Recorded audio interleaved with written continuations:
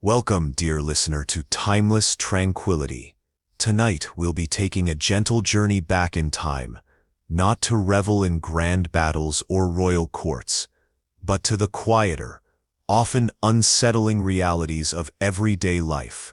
As we settle in and allow ourselves to unwind, we'll contemplate a period where even the simplest ailment could become a terrifying ordeal, the era of medieval medicine. So, find your most comfortable position, let your eyelids grow heavy, and let's explore why it truly sucked to deal with medieval medicine. In our modern world, a visit to the doctor, while perhaps not always enjoyable, is generally a process rooted in scientific understanding, hygiene, and a desire to heal. We have antibiotics, anesthesia, and a relatively clear understanding of how the human body functions. Imagine then a world where these concepts were largely absent, a world where illness was often attributed to imbalances of humors, divine displeasure, or even witchcraft. One of the most pervasive theories in medieval medicine was the concept of the four humors: blood, phlegm, yellow bile, and black bile. Health was believed to be a delicate balance of these fluids. If you fell ill, it was assumed one or more of these humors were out of sync. The treatments, therefore, often focused on restoring this balance, sometimes through rather drastic measures. Consider bloodletting. This practice, believed to release excess bad blood,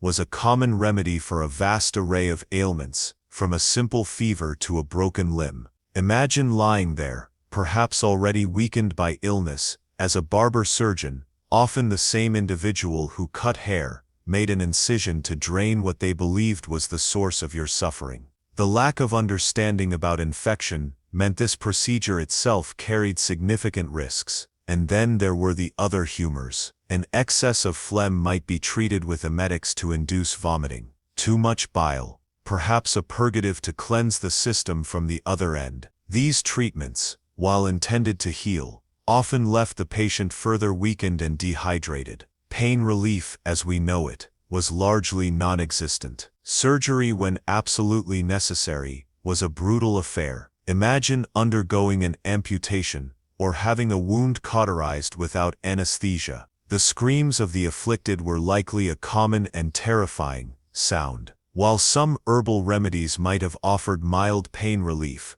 true, effective analgesics were centuries away. Infection was another constant threat. The understanding of germs and the importance of hygiene was rudimentary at best. Wounds, even minor ones, could easily become infected, leading to debilitating illness or even death. Imagine a simple cut on your hand festering, turning red and swollen, with no effective way to combat the spreading infection. Furthermore, diagnosis was often based on observation of symptoms and the aforementioned humoral theory, rather than any real understanding of underlying disease processes. This meant that different illnesses with similar symptoms might receive the same ineffective or even harmful treatments. The role of religion and superstition also heavily influenced medieval medicine. Illness was sometimes seen as a punishment from God, or the work of malevolent spirits. This could lead to treatments involving prayer, religious relics, or even exorcism,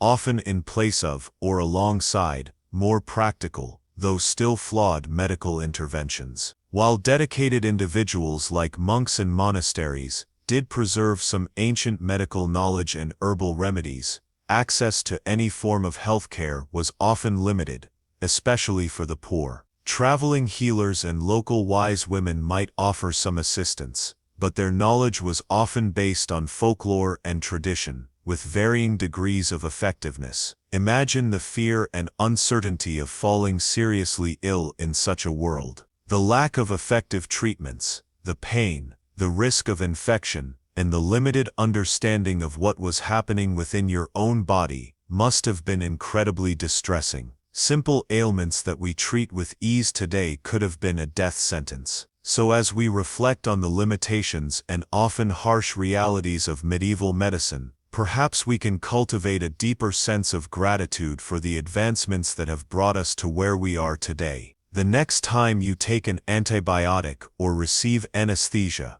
take a moment to appreciate the comfort and safety that science has afforded us. Tonight, as we considered why dealing with medieval medicine truly sucked, we can perhaps find a sense of peace in knowing we live in a time with far greater understanding and means of healing. Let these thoughts settle your mind and guide you towards a restful sleep.